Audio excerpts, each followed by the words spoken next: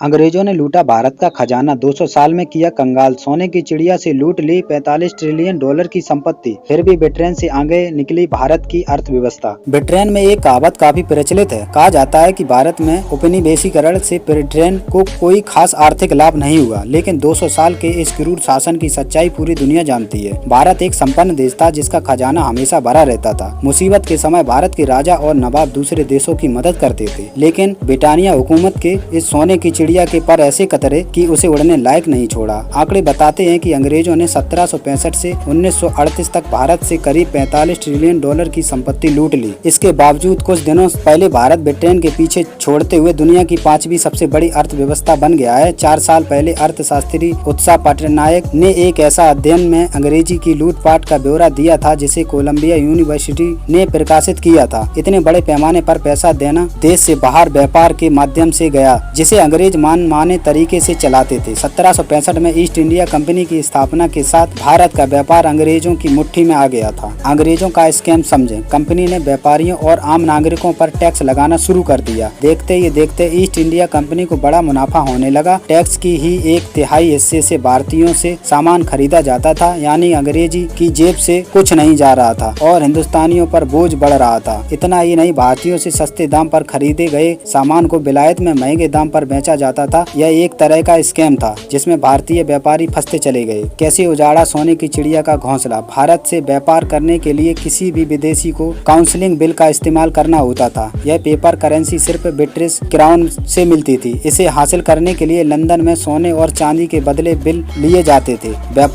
भारत के व्यापारी जब उन्हें ब्रिटिश हुकूमत के पास कैश करवाने जाते थे तो उन्हें रुपए में भुगतान मिलता था। ये वही पैसे थे जो टैक्स के रूप में व्यापारियों ने अंग्रेजों को दिए थे। एक बार फिर अंग्रेजों की जेब से कुछ नहीं जाता था और उनके पास सोना चांदी आ जाता था। देखते ही देखते सोने की चिड़िया का घोंसला उजड़ गया। भारत के पैसों से कई देशों बने विकसित। अध्ययन के मुताबिक भारत से लूटे गए पैसों का इस्तेमाल ब्रिटेन, कनाडा और ऑस्ट्रेलिया जैसे देशों के विकास के लिए करता था। आसान शब्दों में कहें तो भारत के खजाने से न सिर्फ ब्रिटेन बल्कि कई अन्य देशों का भी विकास हुआ। 190 साल में ब्रिटेन ने भारत के खजाने से कुल 44.6 ट्रिलियन डॉलर का चुराए। यही कारण है कि ब्रिटेन तेजी से तरक्की की सीढ़ियां चढ़ता गया और भारत संघर्षों में फंस कर रह गया। अगर भारत गुलामी की जंजीरों में जकड़ा न होता तो आज विकसित देशों के बीच खड़े होते। इसके बावजूद भारतीय अर्थव्यवस्था ने ब्रिटेन को पीछे छोड़ दिया।